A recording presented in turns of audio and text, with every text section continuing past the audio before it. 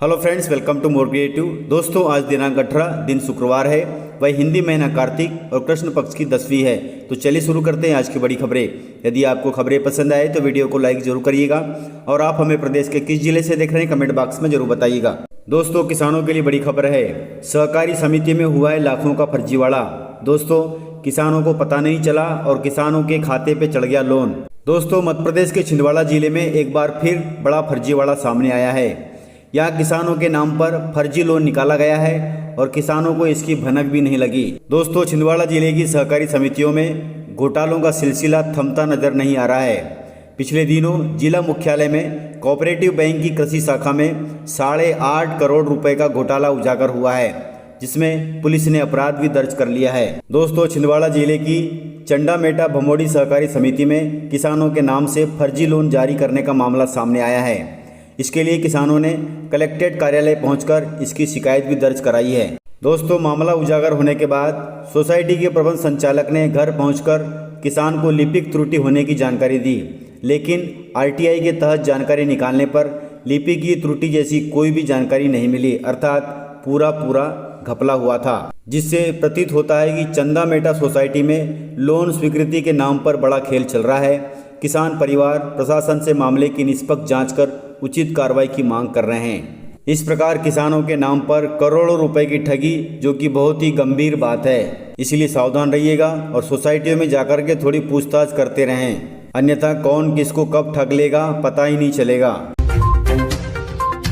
दोस्तों, मध्य प्रदेश पुलिस में आबकारी आरक्षक के पदों पर निकली भर्ती। पदों की संख्या 200 है और इनकी सैलरी 62,000 रुपये तक होगी। दोस्तों, इन पदों के लिए इच्छुक महिला व पुरुष उम्मीदवार ऑनलाइन आवेदन कर सकते हैं। ध्यान रखिएगा, ऑनलाइन आवेदन ही स्वीकार किए जाएंगे। आबकारी आरक्षक के लिए आवेदन प्रक्रिया की शुरुआत तिथि 10 दिसंबर है और अंतिम तिथि 24 दिसंबर 2022 है। दोस्तों, ज़्यादा जानकारी या ऑनलाइन आवेदन करने के लिए आप आधिकारिक वेबसाइट peb.mp.government.in पर जाकर के ऑनलाइन आवेदन कर सकते हैं। दोस्तों, मध्य प्रदेश के इस शहर में बकरे दे रहे हैं दूध। दोस्तों, आप सभी जानते हैं कि बकरियां दूध देती है, लेकिन प्रदेश का यह शहर ऐसा है जहां पर बकरे दूध दे रहे हैं और इनकी कीमत भी लाखों में है। दोस्तों, मध्य प्रदेश के बुरहानपुर शहर में एक अजब गजब मामला सामने आया है।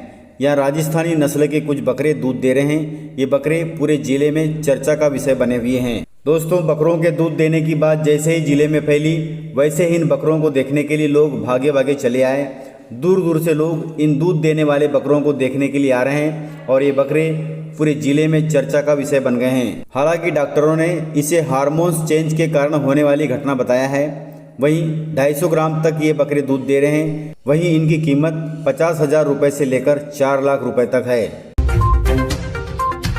दोस्तों, सीएम शिवराज सिंह चौहान ने कहा कि अब जनता ही लाट साहब है। विकास के लिए मुख्यमंत्री और विधायकों के हाथ जोड़ने की जरूरत नहीं है। दोस्तों, उन्होंने कहा कि अब लोकतंत्र में ही जनता ही लाट साहब है।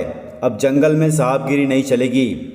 जंगल में रेंजर अब डेंजर हो गए हैं, लेकिन अब इनसे आदिवासी मजदूरों को डरने की जरूरत नहीं है। दोस्तों, सीएम शिवराज सिंह चौहान ने कहा कि प्रदेश में पेशा एक्ट जल जंगल जमीन से जुड़े अधिकार वापस दिलाने के लिए लागू कर रहा हूं। अब ग्राम सभा अपने विकास का बजट स्वयं तय करेगी। अब सीएम और विधायकों के हाथ जोड़ने की जरूरत नहीं है। यह बात सीएम शिवराज सिंह चौहान ने गुरुवार को केसला में आयोजित पेशा जागरूकता कार्यक्रम में कही है। दोस्तों, मध्य प्रदेश में उत्तरी हवाओं ने पकड़ ली है रफ्तार, जिससे दिन और रात का पारा लुढ़केगा और इससे बढ़ेगी ठंड। दोस्तों, मौसम विभाग के अनुसार उत्तर भारत के पहाड़ों में न्यूनतम तापमान काफ़ी गिरने लगा है। वहां से आ रही उत्तरी हवाओं के कारण मध्य प्रदेश में भी अब सर्दी बढ़ने लगी है। गुरुवार को ग्वालियर चंबल संभागों के जिलों में रात के तापमान में गिरावट दर्ज की गई है, अर्थात अब दिन प्रतिदिन ठंड बढ़ने लगेगी।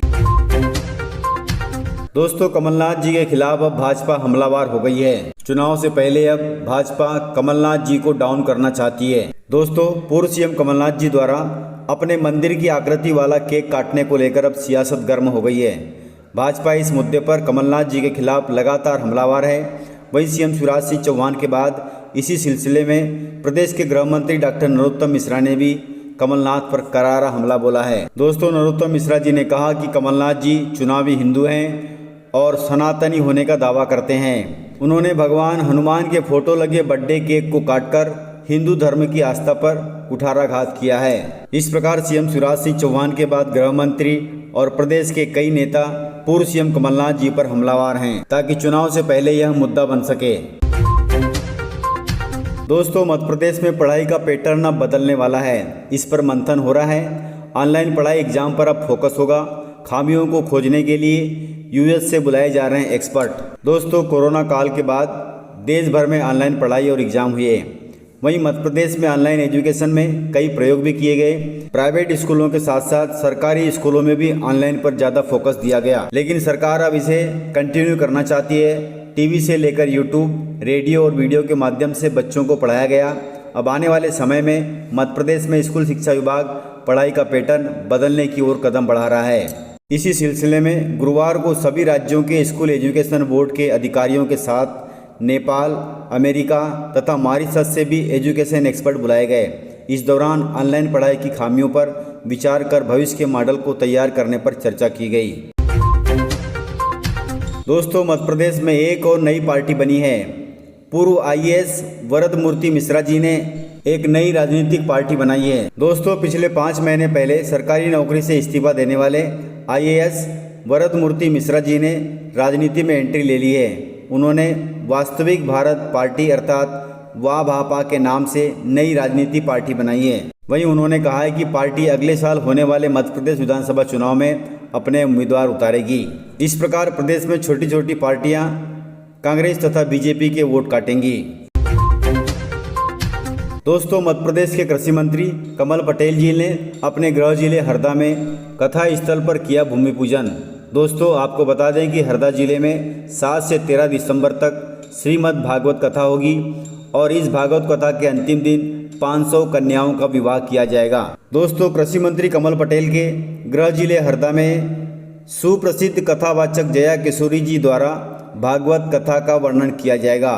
दोस्तों, आपको बता दें कि विश्वविख्यात कथावाचक जया किशोरी जी के मुखारबिंद से 7 से 13 दिसंबर 2022 तक श्रीमद् भागवत कथा का आयोजन खिलता कमल सामाजिक संस्था कर रही है। मंत्री कमल पटेल ने बताया कि कथा के दौरान करीब 1 लाख लोगों के बैठने की व्यवस्था की जा रही है स्थल पर, जिसमें हर दिन साधु संतों के साथ साथ प्रदेश एवं केंद्र सरकार के मंत्री भी आमंत्रित होंगे। वहीं इसके अलावा कथा के समापन अवसर पर प्रदेश से 500 से अधिक कन्याओं का मुख्यमंत्री विवाह योजना के अंतर्गत सामूहिक विवाह भी कराया जाएगा। इस प्रकार कृषि मंत्री कमल पटेल अपने गृह जिले हरदा को सौगात पे सौगात दे रहे हैं। दोस्तों, सीहोर जिले से खबर है। सीहोर जिले में एक युवक ने ईमानदारी की मिसाल पेश की है। दोस्तों, बताया गया है कि प्रधानमंत्री आवास योजना की राशि उसके बैंक खाते में ट्रांसफर हो गई थी, लेकिन उन्होंने हितग्राही के खाते में वह राशि लौटा दी। दोस्तों, सीहोर जिले के बड़ोदिया गाडरी गांव में ईमानदारी की मिसाल देखने को मिली है। यहाँ के एक युवक के खाते में पीएम आवास के हितग्राही की राशि 25,000 रुपये ट्रांसफ़र हो गई थी, जिसके बाद युवक ने ईमानदारी दिखाते हुए हितग्राही को वह राशि लौटा दी, जो कि बहुत अच्छी बात है और यह सब कम ही देखने को मिलता है। तो इस प्रकार से जानकारियाँ थी। इसी प्रकार की खबरों के लिए आप चैनल को सब्सक्राइब कर बेल आइकन पर क्लिक कर दें, ताकि अगला वीडियो आपको शीघ्रता से मिले। तो मिलते हैं सर इसी प्रकार की खबरों के साथ अगले वीडियो में। तब तक के लिए जय हिंद, वंदे मातरम, टेक केयर।